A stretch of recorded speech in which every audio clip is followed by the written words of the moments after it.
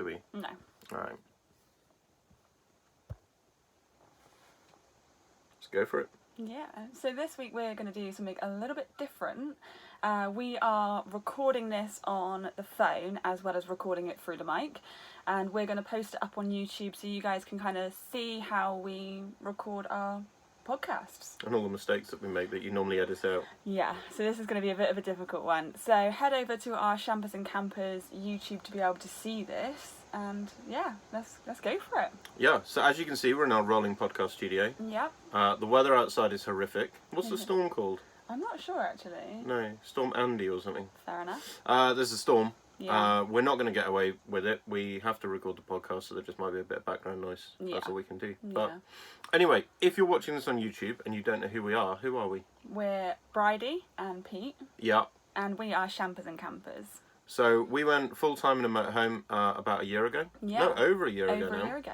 And we run a business on the road as well. Yeah. And that's what we wanted to talk about this week. So a lot of people ask us.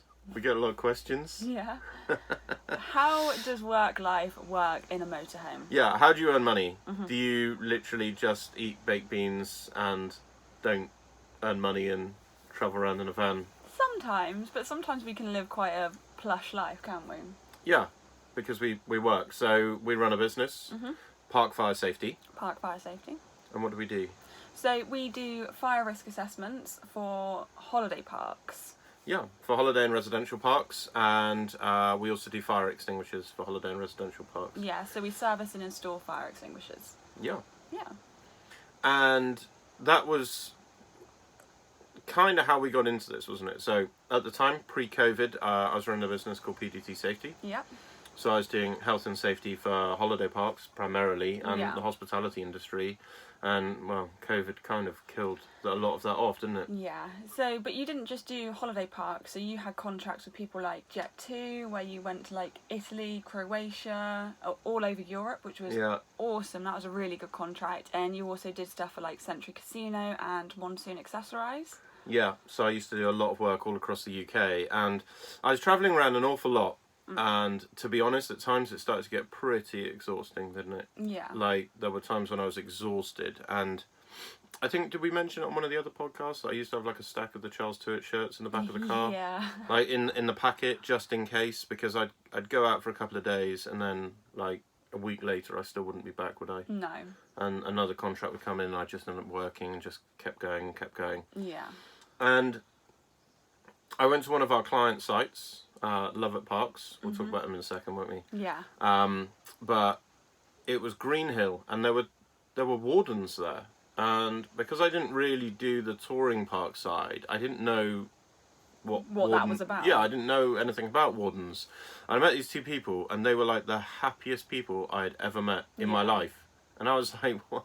Hang on, like, I'm driving around everywhere, I'm absolutely exhausted, I'm running a business, I look sharp in my three-piece suit, driving my new Alfa Romeo, which I loved, and these guys looked so happy, and they were like cleaning toilets and stuff, like whistling away. I was like, hang on, sat like, on a lawnmower. What is the secret? Like, how are you guys so happy? And they showed me their motorhome and what they did, and all the way back, you know, bearing in mind, probably that morning I was up at like 4:30, 5 o'clock to go to work. Yeah. And this is where our dog... See, these are the bits that we normally edit out of the podcast, is when our dog gets up and starts traipsing around. Yeah. Just noisily, just in the middle, casually, quite happily. Has a drink of water, which will definitely be picked up on the microphone. Yeah. But anyway, back to the story. So we couldn't work out quite how these guys were happy. Yeah. And I was driving all the way back, and I think I spoke to you, and I was like, this looks really cool. Like, we need to consider how to do this in our lives. It definitely changed your perspective, didn't it? Like you said, you just drove around everywhere. There was one point where you actually flew from Exeter up to Scotland, and then did the work and flew back in the same day. Do you know, I actually did that a couple of times. And that's why when we first got the motorhome, we did the Scotland trip, didn't we? Yeah. 3 weeks around Scotland. If you haven't listened to that podcast, it's on... Well, it's on everything. It's on everything. Spotify, iTunes. Yeah, it's on our website, which is www.champersandcampers.co.uk.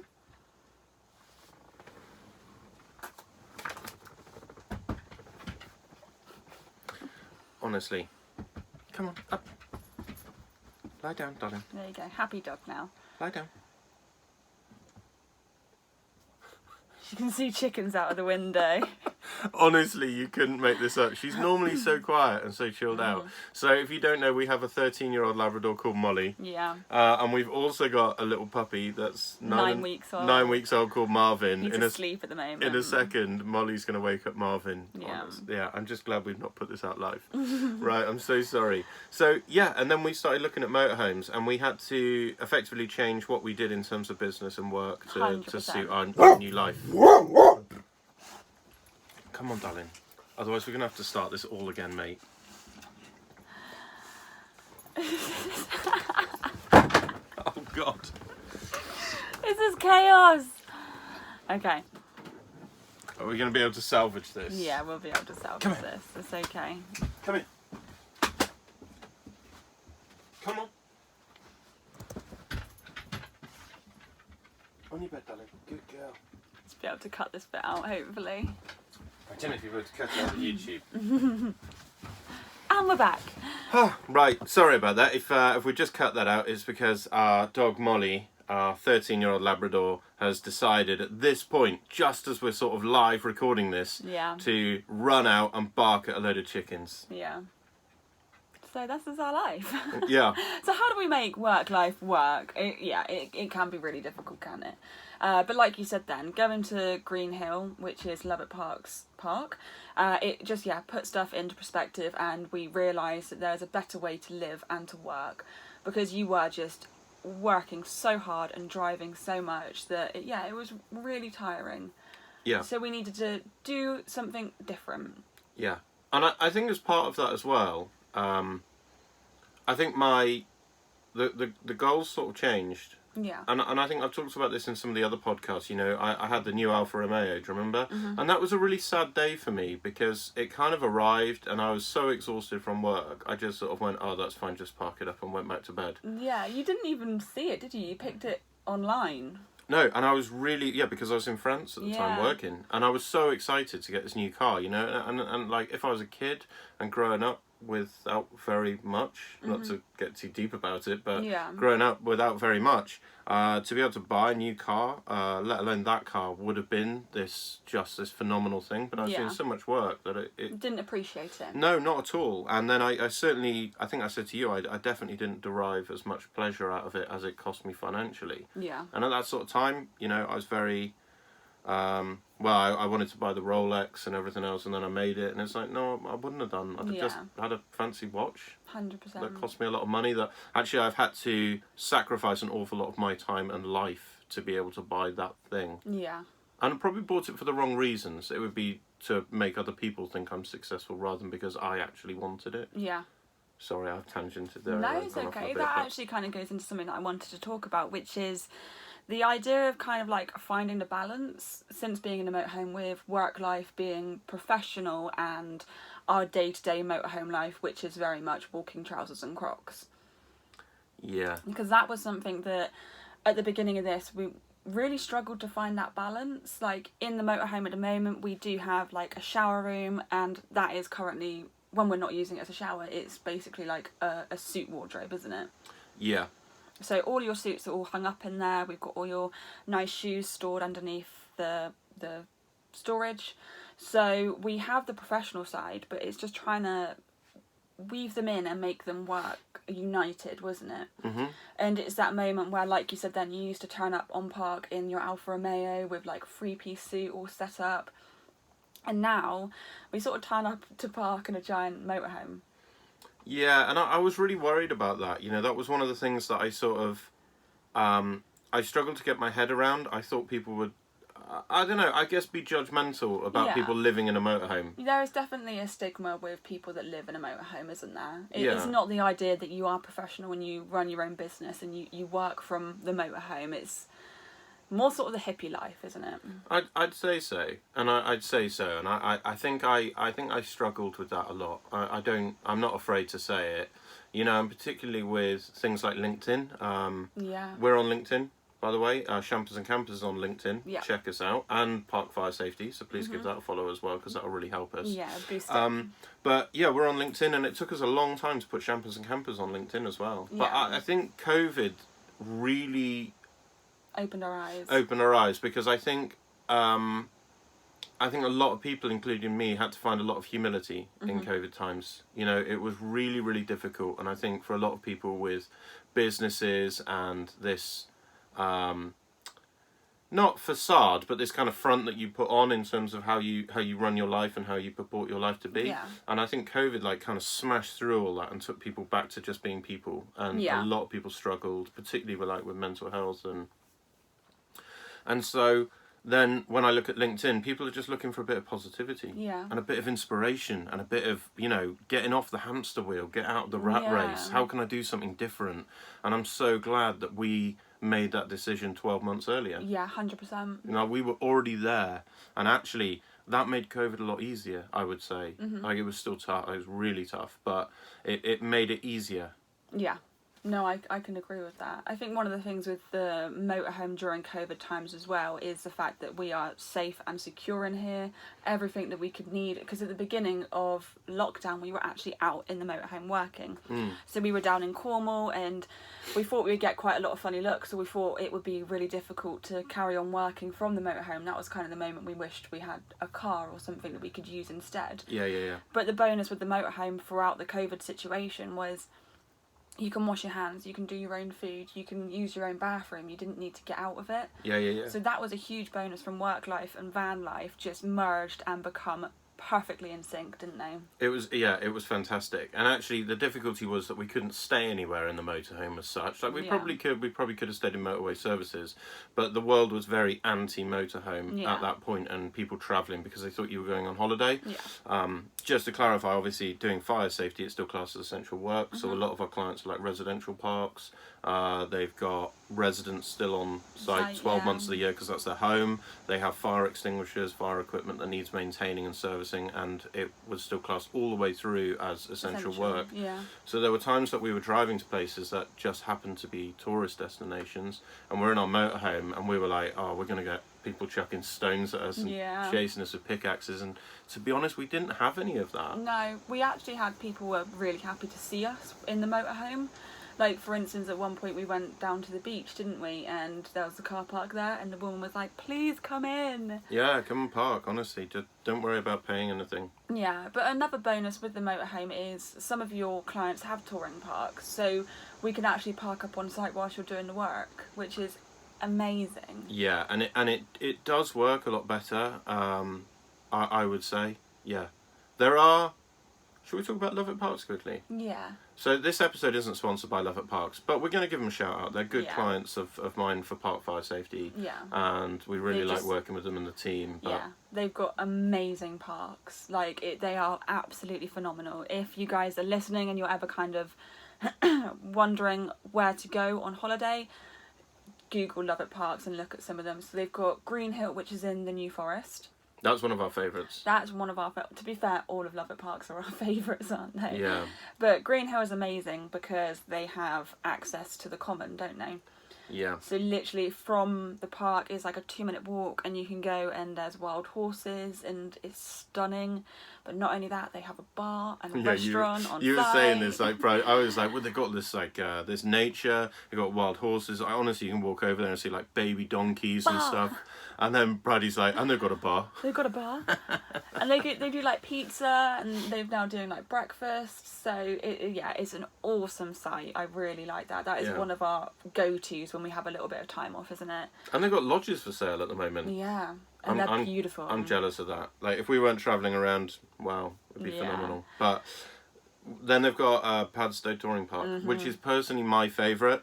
The shower blocks are absolutely insane. So again, if you see this through Park Fire Safety, well, PDT Safety was the old company I was giving some COVID advice, wasn't I, at the time, to the industry. And I actually did the video in Padstow shower block because it is the best one that we've seen, isn't it? It's really nice. And they have a dog agility course, which we can't wait to take Marvin on. Yeah, I know, he's going to love that. But we actually spent Christmas down in Padstow last year, didn't we? Yeah, we did. Yeah. Because it was so nice. And then where's your favourite park? Morganporth. Morganforth is my favourite. I think it is because you are right next to the beach, and it is literally like a 10-minute walk down to the ocean and Ocean. the Cornish Ocean. It's a 10-minute walk down to the sea, which is just the walk itself is beautiful, and the park's really lovely because it's quite small, it's quite quaint. It's just like grass. It's really pretty, and there's no phone signal, which is one of my favourite bits because you actually get to sit and enjoy each other's company and play some card games and Monopoly and get into that normal Monopoly argument, don't you? I should clarify, they do have Wi-Fi installed now. Yeah. Otherwise, that might put people off. But Bridie likes it for no phone signal. But they do have Wi-Fi, so we can work. Yeah. Which is a good point, actually. Wi-Fi. Yeah. Yeah, so we have Wi-Fi in the van.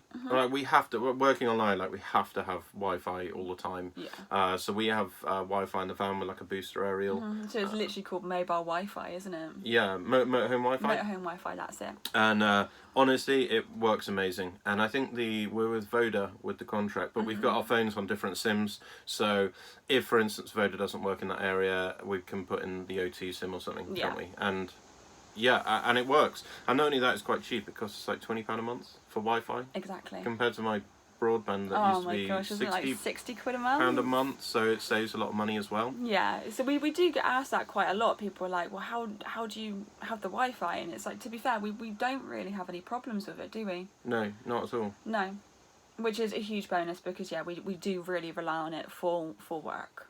Yeah, and then we don't always stay on park. So we don't always have access to electric hookup, but we've got one leisure battery and a small solar panel.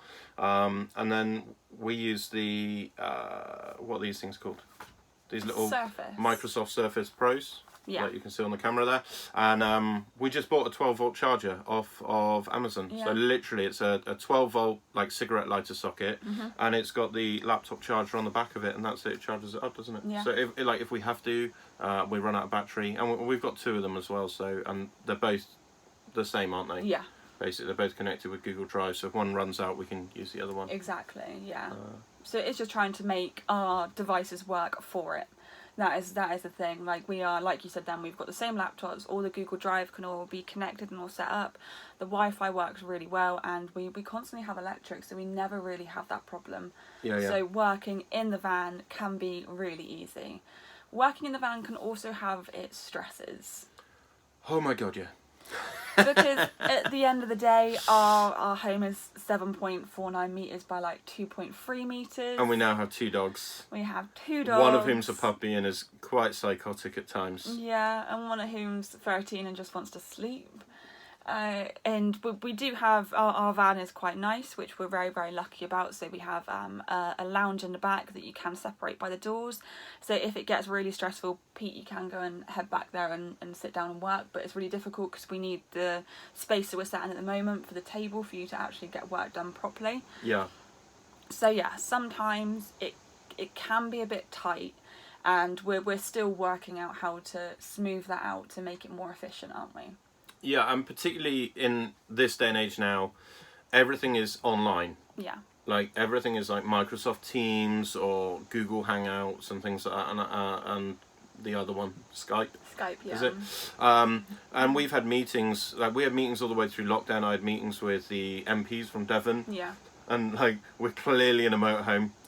It's like one of those things, where you got the shirt on the top and you're just in your boxers. Yeah. I'm sort of like moving stuff around so that you can't see stuff behind us. Like, there's some books up there you can see in the picture. Like, clearly we're in a motorhome. And I was on a call to the Devon MPs about reopening tourism and where they had like full-timers going down to Devon early, and people are like, well, people shouldn't be in motorhomes at the moment, and we're in a motorhome. So, and I've also done quite a lot of other meetings online as well, haven't I? And the worst one was doing the training, wasn't it? That was really difficult. But I think the nice thing is now is just being honest. So I was delivering a 3-day training course recently. In fact, I'm going to tell this story. Okay. Sorry. I was delivering a 3-day training course, Irish Managing Safely, for the local college. Okay, and I used to deliver this course in person. Yeah. And when they asked me to deliver it online, I was like, have you ever watched a YouTube video for like 5 hours straight, and they were like, no, it'd be really boring. I'm like, Yeah. but you want me to talk about health and safety for 3 days straight? Like, do you hate these people? Yeah, right. But anyway, one of the guys was French, and for his lunch, because everyone's working from home, this is one of the risks now, he was cooking his fish, and he was slicing his lemon to go on the fish, and he sliced through his finger. During a health and safety course. I mean, you just couldn't make it out, could you? No. But I guess everybody's adapted, and that's the thing. Yeah. Like, they came back on after lunch, and he'd cut his finger, and he had Star Wars blasters on his finger, and I'm there holding Marvin, our Whilst he's biting your headphones. our 8-week-old puppy then. But I think people are just more honest now about these problems and about trying to work from home. Yeah. But I mean, there is a positive that a lot of companies now, people are working from home, people are working remotely. Yeah. And it's like for us, we used to get asked, oh, can you pop into London for a meeting? We just don't get that anymore. So actually, life is a lot nicer. It saves us a lot of time. People are more happy to work remotely. Yeah. And that's a great opportunity for someone that wants to escape and get out. I mean, Yeah. not long ago, we were working in Germany. Yeah. Like, we were literally running consultants from the UK while sat next to this beautiful lake Yeah. in Germany, in the sunshine, loving life. And not long before that, we were up in Norway for, what, a month? Yeah. Nearly a month. Still running the business remotely, absolutely fine, no issues, while sitting in Norway underneath a waterfall. Exactly. So there's definitely ways to make work life and living life more harmonious. And Nice word. Thank you. Yeah, it's just trying to find the balance and making sure that it's always a saying that I use: you work to live, you don't live to work. And having the motorhome and having this life, it definitely puts stuff into perspective, and we've found the balance. Maybe. Maybe. I live to work. Yeah, you do. Especially over the last couple of weeks. Brady works to live. Like, we're very different. You can't switch off. I don't switch off. Whereas I'm very much like 9 to 5 mindset. As soon as it hits 5 o'clock, I wanna chill out. A gin. Yeah, I want a gin and tonic. I want to sit there, feet up, read my book, and I'm quite content. Yeah, I can't do that, can I? No. And I've never been able to do that. I just No. keep working. And I think that's one of the things that that takes us nicely onto this, isn't it? Yeah. Is the downsides, is that you can't switch off. Like, sometimes you will go into this life, and like in the house we used to have the office. Yeah. And You had that dedicated space for work. yeah, and I mean, I wouldn't necessarily say that I left the office and all of a sudden switched off. Like, that would be a big fat lie. Yeah. But it's still kind of like, you didn't work in the bedroom, you don't work in the lounge. Do you know what I mean? Like, sometimes I work at the dining table, sometimes we chat about work quite a lot because that's just who I am. But yeah, you did have that separate space, didn't you? Yeah. To be able to switch off. 100%. Whereas in the motorhome, you're just here, Yeah. and there's not enough room, really, No. I would say. I agree. And then the other thing that we've got noted down is about managing money. Yeah. Whenever you run your own business, some months you get loads of money, and then you spend all the money, and then all of a sudden you have no money for a month. But that's not necessarily about living in a motorhome. It's just, That's life in general. yeah, that's life running a business or being a consultant. Yeah. You know, so if you're currently working somewhere and you think, well, I'm going to start my own business and get in a motorhome and go traveling and set up as a consultant, yeah, it'll be a headache. And for the first, like, I think even 2 years of being self-employed, I was constantly panicking because as soon as you finish the contract, you're petrified about where the next contract is going to come in. I guess the bonus of being in the motorhome is you can manage time and money a little bit better. So if one month we are a little bit skint or we don't have as much money coming in, we won't stay on park, we'll do more wild camping. So we can factor in the fact that we're a little bit low on funds by adapting our life to fit around it. Yeah, we don't drink as much fancy wine. Don't drink as much wine, but when you're in the house, you can't exactly go, oh, well, I'm not going to pay the gas this month because I'm a bit skint. You still have those outgoings. We don't have the outgoings that kind of hold us back from that. If we are running a little bit low on funds, we can work ways around it to make it more effective for us. That's it. I think you've hit the nail on the head. Our outgoings now are so much smaller than they used to be in the house that actually we don't have to earn as much money. Like, we enjoy money, it's nice, but we don't have to earn it. Which you can actually turn work away. Which gives you a lot more control over your life, you know. And so running the business part, fire safety, that's what we're committed to doing. But you speak to any business owner, any business owner, well, most business owners, like particularly as consultancies, they will do a lot of subcontracting work. Yeah. And that subcontracting work, those terms, you have no control over those terms.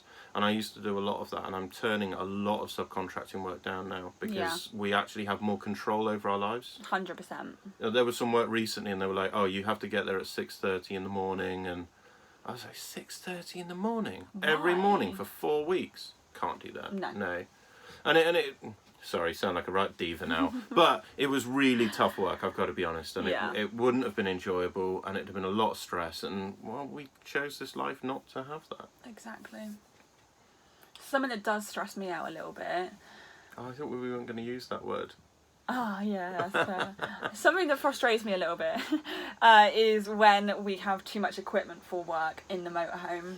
Yeah, that's true. That can be really, really difficult. So, like, for example, recently we had a load of fire extinguishers and we got them delivered so we can put them in ourselves. And we don't have a car. We don't have anything that we tow in here.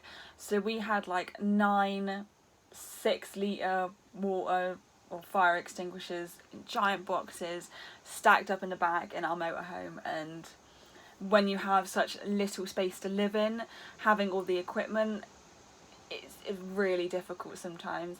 And at the beginning of this, when we had the house, we used to do recharging of fire extinguishers, and so we used to bring like the old ones back home, sort them out, refurb them, and then put them back onto parks in the garage. And now living in the motorhome, we just don't do that anymore. We don't have the space to be able to hoard them in and to keep all the equipment to be able to do that. Yeah. So we have had to adapt what we do and how we work to fit in with the life that we live now, like not ordering in a pallet of fire extinguishers, sending them directly to the park that need them instead of taking them there ourselves. And that's a headache because, like, you'll need something delivered to site and it won't turn up till 4:30 in the afternoon, and then you're working late. But we have our home with us, so we just adapt every time, and it allows us, living this life allows us to be a lot more dynamic, doesn't it? Yeah, very much so. It has allowed us to roll with the punches, for sure. Like, if we lived in Wales now, we'd be locked down. So we're recording this on the 2nd of October, so we'd be locked down now, and, you know, that would be really tough. But we're so dynamic now, we can adapt to whatever happens, can't we? Yeah. And that is one of the benefits of being in the motorhome and living this life.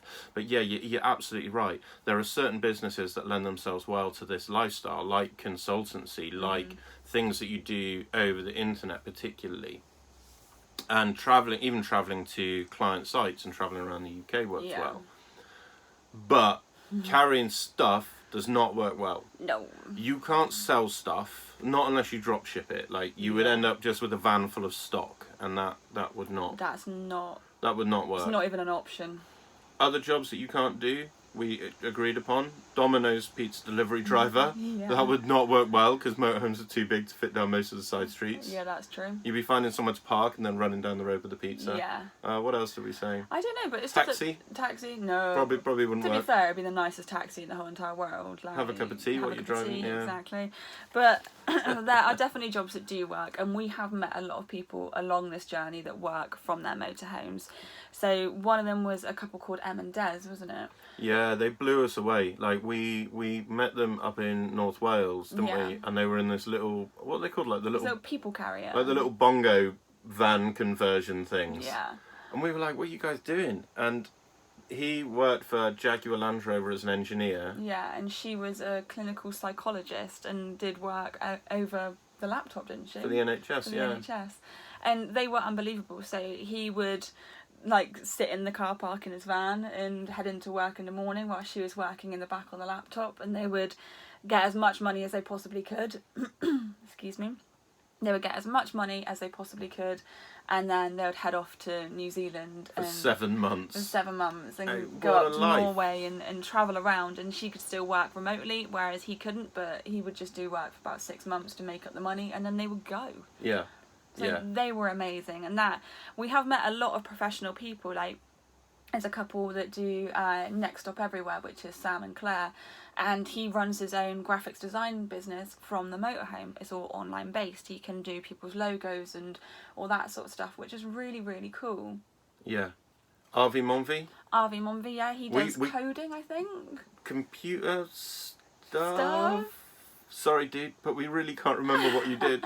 But it looked important. It was something to do with computers. Yeah. Who else we met? So you got Darren from Urban Motorhome. Yeah, Wagon Driver. Wagon Driver, yeah. And Life Beyond Bricks as well, John. Wagon Driver. Yeah.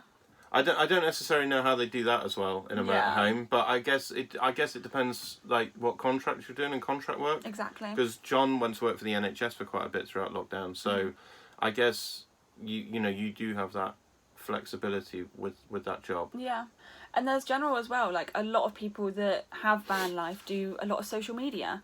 So that's another way that people can get income is through YouTube. Hopefully, like we're going to get to the point where we get sponsorship through our podcast and get some money incoming from that. Yeah. So there's always ways, like the amount of times that we'll speak to people and they say, oh, I don't think my job would work with being in the motorhome. And our jobs didn't. They didn't work. They didn't work. At all. In any way, shape or form. We made them work for this life. Yeah. There's always the adapt and overcome. Like this life is ever changing. Like you said, you do contract work sometimes. You do your own work through Park Fire Safety. You do online courses. We do the fire extinguishers. We're always adding things in to make it work with our life. Yeah, absolutely. And even during like COVID lockdown, because I specialise in parks, hospitality and leisure industry, I literally just watched all of the contracts that I built up over the previous 4 years just cancel one after the other, cancel, as the industry was just decimated, wasn't it? Yeah. And it was at that point that I was looking for a job, and we're based down in the southwest. When we're back in the UK, that's where our house was. Yeah. And speaking to recruiters, they were like, where can you go? Can you work in London? Yep, we can work in London. Okay, so we're just looking at London? No, we can go anywhere. Like, literally, we can go anywhere. Yeah. And when we've done work in London in the past, in the city, there are parks just outside, aren't there? Yeah. Like Chertsey, Crystal Palace. Yeah. I shouldn't have started listing these. There's quite a few. Yeah.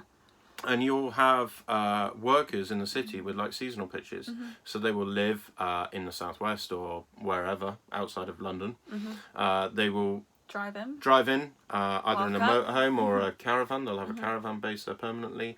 They stay there all week, literally commute into work and then head off again. Mm-hmm. And how cheap must that be compared to buying a house in London these definitely. days? There's always ways around stuff, isn't there? We looked at caravans as well, didn't we? Yeah. That was maybe all our motorhome fans now will be like, you traitors. Sacrilege. You traitors. Mm-hmm. But honestly, when we went to the NEC show, we went and sat in that Swift. Yeah. That extra wide Swift. And when we were at the Caravan and Motorhome Club site, Andy and Al, we sat in their fifth wheel. It's basically a flat. It's the not... CCRV Rockwood Superlight fifth wheel. It is bigger than most London flats that I've seen. Yeah, that definitely changed. It always changes, doesn't it? You get the motorhome, like we had one before and now we have a different one because it has more space, and then you go and have a look at the caravan, you're like, that could work, and then you have a look at the fifth wheel and you're like, that could work. That could really work. That could really work. So there's multiple options for you to get this life and to make it work with work. Yeah, and it depends. Like contract work. Say you were doing contract work. You're doing a month contract down here and then a month contract up in Scotland. Something like a fifth wheel, amazing. Because you just park it up on site for a month, and then you've got your pickup to go and drive to and fro. Yeah. And if you didn't want to look like you're from the American West or something, like that guy that we saw in the park that was playing his Western music. He had the hat and everything. That's country. But.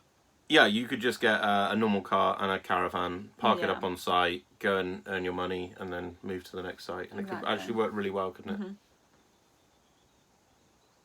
What else have we got? Is that it? Nearly, I think. Yeah, it's just...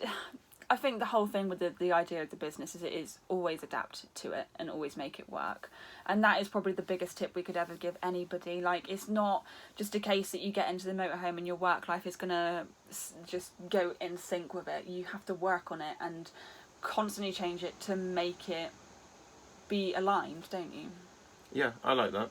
And on our relationship and how we work together, and we're constantly working on that. Like, it's not perfect, is it? Like, we're not, like, you don't suddenly get, well, like we said the other day, you don't suddenly have an awful lot of stress in your life getting a motorhome, and I've said that word, haven't I? Said the stress word. But you don't automatically alleviate it all just because you're in a motorhome. Like, it takes time, and then COVID hit, and we had mega stress, didn't we? Yeah. And, but you know, it, like you say, it does allow you to adapt to situations more easily, I would say. It gives you more options as well. Yeah, that's true. Houses are very illiquid, aren't they? Yeah. I mean, they're great. I like houses, don't get me wrong, but they're... Houses have baths. Yeah, that's true, actually. But they're very illiquid, and that you have very little flexibility if something changes that's outside of your control. Yeah. Whether it's economy or something like that, there's not a lot you can do with it, as we know. Yeah, very true.